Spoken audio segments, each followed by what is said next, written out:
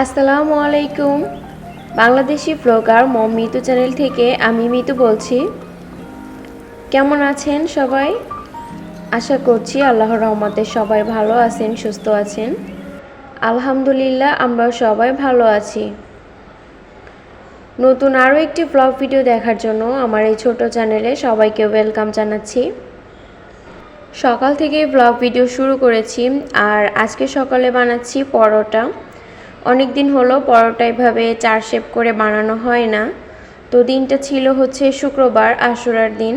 তো হাজব্যান্ড বলেছিল যে পরোটা খাবে, তো ইনস্ট্যান্ট আর কি বানিয়ে দিলাম মচমুচে করে। তবে পরোটাগুলো ছোটোই বানিয়েছিলাম, তো যখন আর কি উঠাতে গিয়েছি তো একটু লম্বা হয়ে গিয়েছে আর কি। এটা তো গরম পানি দেইনি, জাস্ট নর্মাল পানি দিয়ে আটাটা মেখেছিলাম, তার কারণে এভাবে একটু বেশি স্টিকি হয়ে গিয়েছিল। আর এই যে পরোটাও রেডি, আর হচ্ছে গত দিনের একটা সবজি ছিল, সেই সবজিটাও গরম করে নিয়েছি। এই সবজি দিয়ে পরোটা দিয়ে আর সঙ্গে একটু চাও করেছি, দুধ চা করেছি। দুধ চা দিয়ে হচ্ছে পরোটা আমার ভীষণ পছন্দ, আর আমি সবজি না খেয়ে দুধ চা দিয়েই খেয়েছি পরোটা। আর আমার মেয়েকেও খাইয়ে দিয়েছি, আর আমি একদমই দেরি করিনি, একটু ঘুম থেকে উঠতে লেট হয়ে গিয়েছিল। আর তারপরেই সাথে সাথে মুরগিটা ভিজিয়ে রেখেছিলাম। আজকে একটু বিরিয়ানি রান্না করব। তো শুক্রবার বলতে তো একটু স্পেশাল সব সময় হয়। আর আজকে আমার মেয়েও বলছিল যে হচ্ছে বিরিয়ানি খাবে, তো বিরিয়ানি এর জন্য রান্না করছি। আর এই যে বিরিয়ানি রান্নার তো আর বলার কিছু নেই, সবাই পারেন সব কিছু আর কি, দেখলেই বুঝতে পারবেন। তো ভিডিওর এ পর্যন্ত যদি কেউ আমার সঙ্গে থেকে থাকেন, ভিডিওটিতে একটা লাইক দিয়ে না থাকলে অবশ্যই একটা লাইক দিবেন।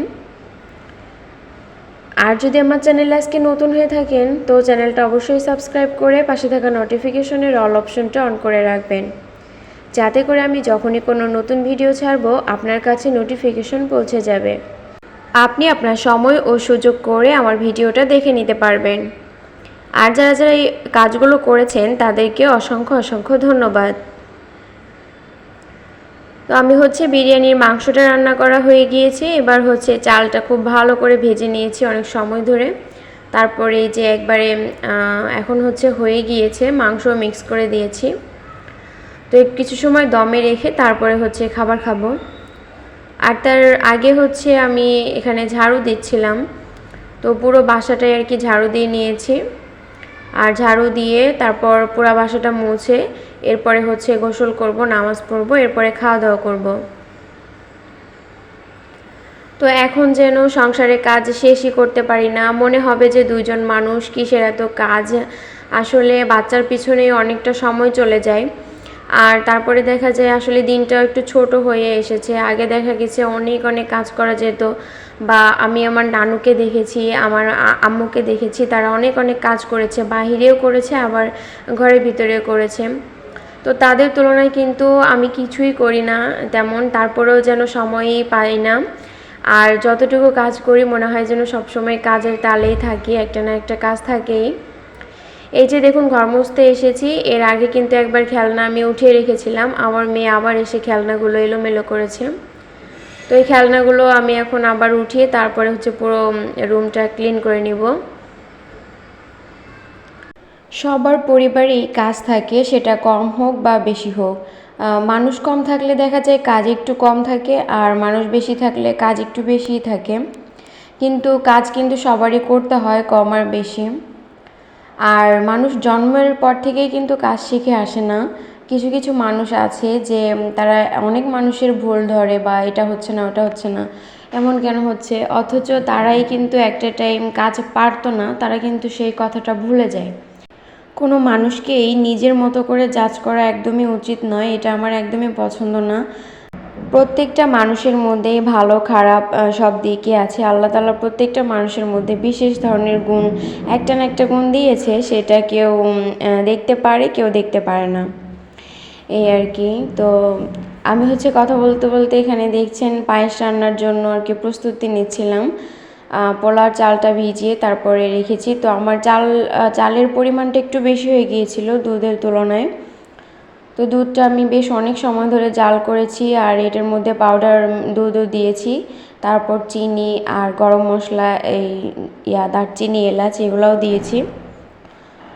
তো পায়েসটা খেতে খুবই মজা হয়েছিল, কিন্তু হচ্ছে একটু চালটা বেশি হয়ে গিয়েছিল পরিমাণে, এই কারণে একটু ঘন হয়ে গিয়েছিল।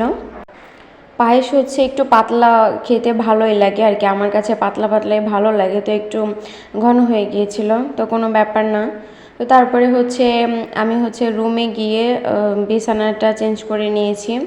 তো আমার বিছানাটা 1 সপ্তাহের বেশি মানে হয়ে গিয়েছে, বুঝলাম না 1 সপ্তাহে কীভাবে হলো। আসলে নতুন বিছিয়েছিলাম তো এই কারণে মনে হচ্ছিল যে নষ্ট হয়নি, মানে আর কি ময়লা হয়নি, কিন্তু ময়লা হয়েছে। তারপরে হচ্ছে এটা আমি উঠিয়ে এখন আরেকটা চাদর বিছিয়ে নিব।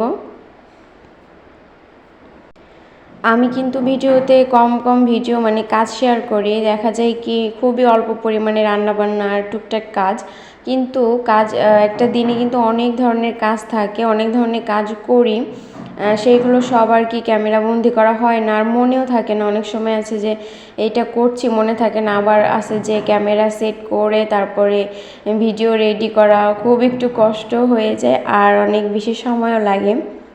যেহেতু বাচ্চা নিয়ে কাজ করি তাই একটু তাড়াহুড়ার মধ্যে দিয়ে সব কিছু করতে হয়। এই যে আমি যে বিছানাটা এখন গোছাচ্ছিলাম, তো ওই টাইমে কিন্তু আমার মেয়ে বিছানায় উঠতে চায়, ও এরকম সুন্দর করে বিছানা বিছালে ওইখানে উঠে বসে থাকতে চায়, আমাকে কাজ করতে দিতে চায় না।